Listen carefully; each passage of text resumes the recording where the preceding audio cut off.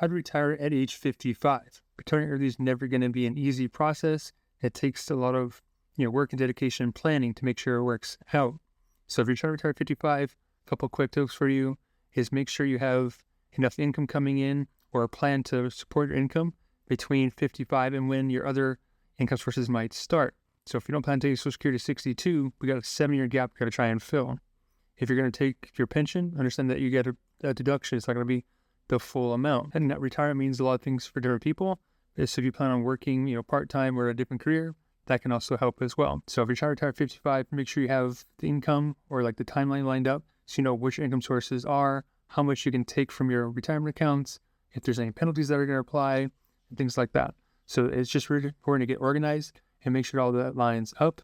Next is taking our expenses. If you're going before 55, you're not eligible for Medicare yet. If you're not covered by your employer, healthcare is going to cost quite a bit. Now, it should never be a determinant to say, hey, yes, you should retire now versus not, but it is a big part of why people decide to keep going many more years than they really should.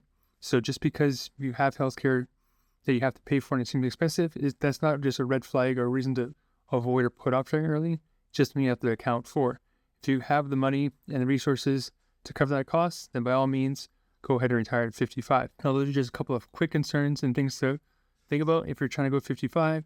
There's a lot of other things you're going to want to unpack here. There's a few other tax strategies you can use before 59.5 to get money out without paying penalties from retirement accounts.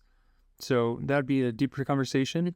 But if you get started just with the basic timeline with the income and expenses, see all that lines up, see what your gap areas are, that'll go a long way to help you figure out whether or not you can go age 55.